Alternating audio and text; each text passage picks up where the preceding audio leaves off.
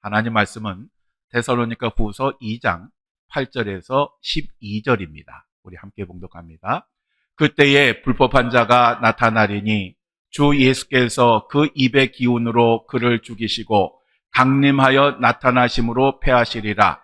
악한 자의 나타남은 사탄의 활동을 따라 모든 능력과 표적과 거짓 기적과 불의의 모든 속임으로 멸망하는 자들에게 있으리니 이는 그들이 진리의 사랑을 받지 아니하여 구원함을 받지 못함이라. 이러므로 하나님이 미혹의 역사를 그들에게 보내사 거짓 것을 믿게 하심은 진리를 믿지 않고 불의를 좋아하는 모든 자들로 하여금 심판을 받게 하려 하심이라. 아멘. 예, 자리에 앉아 주십시오. 오늘은 이 본문 말씀 가지고 미혹의 역사라는 제목으로 함께 말씀을 나누겠습니다. 탁월한 신학자요, 목회자의 목회자, 그리고 빌리 그레함 목사님이 우리 시대 지상 최고의 성경 강해 설교자라고 부른 그 워렌 워스비 목사님이라고 하는 분이 있습니다. 이 워렌 워스비 목사님에게 여비서가 있었는데 이 여비서의 남편이 사고 때문에 두 눈을 잃고 사경을 헤매게 됩니다. 그리고 이 여비서 자신도 많은 시험으로 고생을 하게 됩니다. 그러자 그 모습을 본 이 워렌 워스비 목사님이 너무 마음이 아프기도 하고 어떻게 될지 몰라서 한 번은 이 여비서에게 나는 당신과 당신 가족을 위해서 열심히 기도하고 있습니다 라고 얘기를 했습니다. 그러자 그 여비서가 목사님 무엇을 위해서 기도하십니까? 라고 물었습니다. 그러자 목사님이 하나님께서 은총을 베풀어 주셔서 당신이 고난을 면하게 해달라고 그렇게 기도를 하고 있습니다. 보통 이렇게 얘기하면 아유 고맙습니다 하고 끝나잖아요. 그런데 이 여비서가 얼굴 안색이 변하더니 뭐라 그러냐면 목사님 그렇게 기도하지 마십시오. 그러면서 뭐라 그러냐 하면 저는 이 시련을 통하여 하나님이 제게 주시는 모든 은혜를 다 받으려고 합니다. 끝까지 참고 견디어서 받아내야 되겠어요. 그러니 목사님 제가 그 축복을 받아냄으로써 오늘 당하는 이 고난이 헛된 고난으로 끝나지 않게 해달라고 기도해 주세요. 여러분의 믿음은 어느 정도일까요? 어떠한 상황 가운데서도 흔들림이 없는 그러한 믿음일까요? 조금 전에 말씀드린 것처럼 이제 저희가 3월 첫째 주부터 트리니티 성경 공부 시작하는데 욥기를 6주간에 걸쳐서 하는 이유가 뭐냐 하면 우리 신앙생활에 있어서 가장 극복하기 어려운 것이 고난의 문제입니다. 특별히 욥기는 단순한 고난이 아니라 의인의 고난에 관한 그러한 이야기를 담고 있습니다. 그래서 이번에 그 의인의 그 고난에 관해서 우리가 심도 깊게 말씀을 나누려고 하는데요. 여러분 욥의 위대함이 어디에 있을까요? 이 욥이 동방에서 가장 큰 부자였고 그리고 성경의 말씀처럼 정말 정직해서 또 하나님을 경외하는 그러한 신앙생활을 했기 때문에 이 욥이 위대할까요? 만약에 그렇게 그 욥이 행복한 상태로 살다가 죽었다라고 하면 아마 욥은 이 세상에서 신앙생활을 정말 열심히 하고 성공적인 삶을 살았다라고 하는 그러한 수많은 사람 가운데 하나로 끝났을 것입니다. 욥의 참된 위대함은 그가 신앙생활을 열심히 하고 자수성가를 했다라고 하는 것에 있는 것이 아니라 그가 말할 수 없는 고난과 시련에도 불구하고 하나님을 원망하지 아니하고 끝까지 그의 믿음을 지킨 것에 있는 것입니다. 즉 욥의 위대함은 어떠한 고난 가운데서도 흔들림이 없는 바로 그 믿음에 있는 것입니다.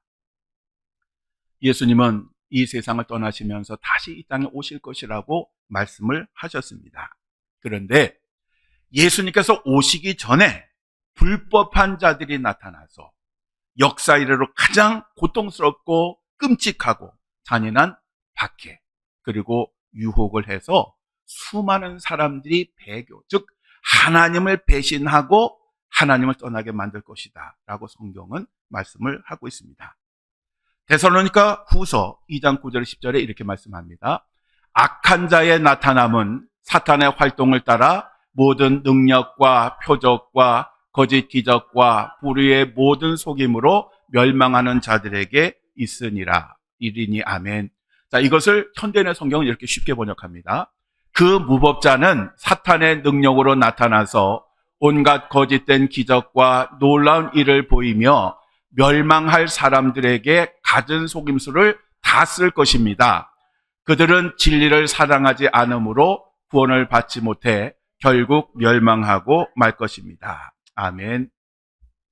예수님께서 이 땅에 오시기 직전에 불의한 사람이 나타나서 거짓된 능력, 그리고 기적, 그리고 놀라운 일들로 많은 사람들을 속여서 멸망에 이르게 할 것이다 라고 하는 그런 말씀입니다. 그런데 우리들은 이렇게 성경을 읽다 보면 궁금한 것이 하나 있습니다. 그것은 예수님께서 이 땅에 오시기 전에 굳이 이렇게 어마어마한 고난과 고통을 주셔야 하느냐 하는 것입니다. 그냥 이 세상에 오셔서 딱 보시고 신앙생활 잘하는 사람들은 구원해 주시고 현찮은 놈들은 다 멸망시키셔서 천국과 지옥으로 보내면 얼마나 좋습니까? 그런데 하나님께서 하시는 일에는 우연이 없습니다. 반드시 거기에는 하나님의 계획과 하나님의 섭리와 하나님의 뜻이 있습니다. 그렇다면 하나님께서 말세에 왜 우리 그리스도인들에게 수많은 유혹과 시험과 고통을 주시는 것일까요? 여기에 대해서 데살로니가후서 2장 11절에 12절에 이렇게 말씀합니다. 이러므로 하나님이 미혹의 역사를 그들에게 보내사 거짓 것을 믿게 하심은 진리를 믿지 않고 불의를 좋아하는 모든 자들로 하여금 심판을 받게 하려 하심이라. 아멘. 자, 현대인의 성경을 한번 보겠습니다. 그러므로 하나님은 그들 가운데 유혹을 보내 거짓을 믿게 하실 것입니다. 그것은 진리를 믿지 않고 악한 것을 좋아하는 모든 사람들이 심판을 받도록 하기 위한 것입니다. 아멘. 우리 하나님은 우리 모두가 한 사람이라도 구원받기를 원하십니다. 그래서 하나님께서 그 구원의 그 역사를 장기간에 걸쳐서 준비하셨고, 그래도 안 되니까 마지막에는 독생자 예수 그리스도를 십자가에 죽이심으로써 우리에게 구원의 길을 열어주셨습니다. 그렇지만 그럼에도 불구하고 여전히 거부하는 그런 사람들이 있습니다. 그래서 하나님께서는 거짓 영을 보내셔서 그들로 하여금 믿고 싶어 하는 것, 거짓된 것을 믿게 함으로써 결국 그들을 심판하실 것이다 라고 하는 그러한 의미입니다. 여기서 심판을 받게 하려라고 하는 이 말은 판단하기 위해 또는 죄로 걸러내기 위해 라고 하는 그런 의미입니다. 즉 고난을 통해서 또 유혹을 통해서 걸러내는 겁니다. 참 믿음인지 거짓 믿음인지 구원받을 만한 믿음인지 아니면 지옥 갈 믿음인지를 걸러내시는 것입니다. 결국 마지막 날의 대환란, 고난은 믿는 자들에게는 연단을 위한 것이고 믿지 않는 자들에게는 망하게 하기 위함이라는 것입니다. 그래서 우리들에게 고난을 주시고 역경을 주시는 것입니다. 베드로후서 2장 9절에 이렇게 말씀합니다. 주께서 경건한 자는 시험에서 건지실 줄 아시고 불의한 자는 형벌 아래에 두어 심판 날까지 지키시며. 아멘. 사라이프 아담스라고 하는 여인이 있었습니다. 이 여인은 영국의 아주 부유한 가정에서 태어났고요. 정말 어렸을 때 미모가 탁월했습니다. 그리고 거기에다가 다재다능했습니다. 그래서 어려서부터 사람들이 하여간 주목을 하는 그러한 삶이었습니다. 성장을 해서 아주 유명한 연극 배우가 되었고요. 그리고 명망 있는 신랑과 결혼을 했습니다. 그래서 이때까지의 삶을 보면 불행이라고 하는 것을 전혀 모르는 그러한 삶을 살았습니다. 그런데 결혼을 하고 3년 후에 갑작스럽게 건강을 잃어버리게 됩니다. 그래서 현역에서 은퇴를 합니다. 이 여인은 회복을 위해서 하나님 앞에 간절하게 기도를 하며 하나님의 도우심을 구합니다. 그런데 그렇게 기도는 하지만 마치 그때의 삶이 뭐와 같았느냐 하면 해가 진 광야에서 홀로 남겨진 그러한 절망, 그러한 외로움, 그러한 고통의 나날이었습니다. 특별히 어렸을 때 어머니가 병으로 돌아가셨고요. 하나밖에 없는 언니도 폐결핵으로 죽었습니다. 그러니까 이제 이때에 이 사라라고 하는 여인은 나도 가정력처럼 이제 병으로 이렇게 죽게 되겠구나 라고 하는 그러한 두려움, 그러한 절망감이 마음에 가득했습니다. 그러던 어느 날 이 사라의 눈길이 창세기 28장에 머물게 됩니다. 창세기 28장에 보면 야곱이 형의 복수를 피해서 가다가 베델에 이르게 되었는데 아무도 의지할 곳이 없는 바로 그곳에서, 그 광야에서 돌베개를 베고 잠을 자다가 하나님을 만난, 그 하나님이 이 야곱을 지켜주시고 보호해 주신다라고 하는, 그리고 함께 하실 것이라는 그 약속을 하십니다. 이 야곱은 그 하나님의 약속을 믿고 당당하게 앞을 향해서 나아가게 됩니다. 이 사라는 이 성경 말씀을 읽으면서 그래, 나는 지금 어둠진 이 광야에 홀로 있는 것이 아니라 내 하나님께서 나와 지금도 함께 하시는구나 라고 하는 것을 깨닫게 됩니다. 그랬더니 그 고난으로 가득했던 그 광야가 축복으로 가득한 그 광야로 변화되는 것을 경험하게 되었습니다. 그래서 이 기쁨을 찬송시로 남겼는데 바로 그것이 찬송가 338장 내 주를 가까이 하게 함입니다. 내 주를 가까이 하게 함은 십자가 짐 같은 고생이다. 내 일생 소원이 주 찬송하면서 주께로 가기를 원합니다 라고 하는 이 찬송가입니다. 이 찬송가는 미국의 루즈벨트 대통령이 전쟁의 광야에 있을 때 불렀던 곡으로 아주 유명하고요. 실제로 타이타닉호가 침몰을 할 때에 이제 죽음을 앞둔 사람들이 공포와 두려움에 완전히 잠겨 있을 때에 그 배에 있던 악대가 배가 침몰할 때까지 연주를 했던 그 곡으로도 아주 유명한 그러한 곡입니다. 사랑하는 성도 여러분, 베드로전서 1장 6절에서 7절에 이렇게 말씀을 합니다. 그러므로 너희가 이제 여러 가지 시험으로 말미암아 잠깐 근심하게 되지 않을 수 없으나 오히려 크게 기뻐하는도다.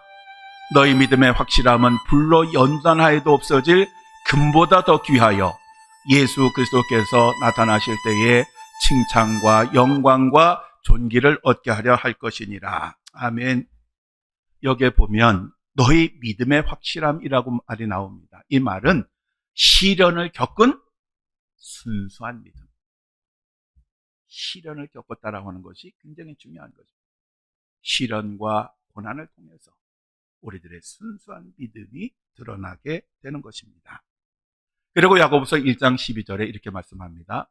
시험을 참는 자는 복이 있나니 이는 시련을 견디어낸 자가 주께서 자기를 사랑하는 자들에게 약속하신 생명의 면류관을 얻을 것이기 때문이라. 아멘. 시련을 견뎌낸 자가 생명의 면류관을 얻게 될 것이다 라고 말씀하고 있습니다. 이 땅에 다시 오실 예수님은 천군 천사를 거느리고 하늘로부터 강림을 할 것입니다. 그리고 구원받을 성도들을 모실 것이고, 그리고 불의한 자들을 심판에 던지실 것입니다. 그렇게 하심으로써 이제 이 땅의 역사는 끝나고 하나님의 나라의 역사가 시작이 될 것입니다. 그러므로 성도들은 이 땅을 사는 동안 어떠한 고난을 당할지라도, 또 어떠한 이상한 소리를 들을지라도 흔들리지 말고 성경에서 약속하신 그 하나님의 말씀을 꼭 붙들고 그대로 행동을 하시면 됩니다. 특별히 마지막 날까지 믿음을 지킨 사람들에게 구원의 때는 곧 올 것임을 믿고 요동하지 말고 끝까지 우리가 있는 자리에서 주신 사명을 잘 감당을 해야 합니다. 바로 이러한 사람들이 자신 있게 외치는 구호가 있습니다. 이것은 초대교회 성도들이 매번 모였다가 헤어질 때 외친 구호인데 바로 그것은 마라나타. 아멘. 주 예수여 오시옵소서. 어떠한 고난 가운데서도 우리 하나님은 우리와 함께 하실 것이고, 때가 되면 이 세상에 임하셔서 모든 고난의 그 눈물을 닦아주시고 천국으로 우리를 인도하실 것입니다.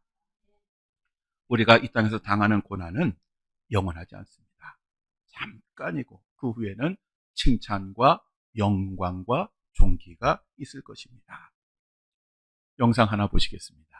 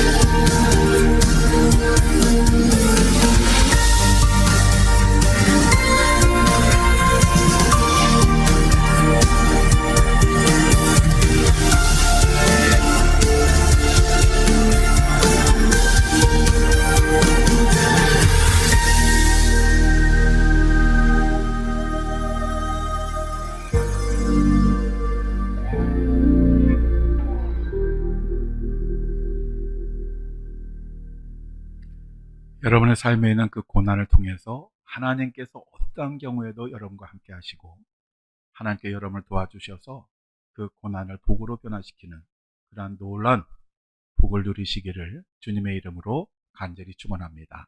기도하시겠습니다.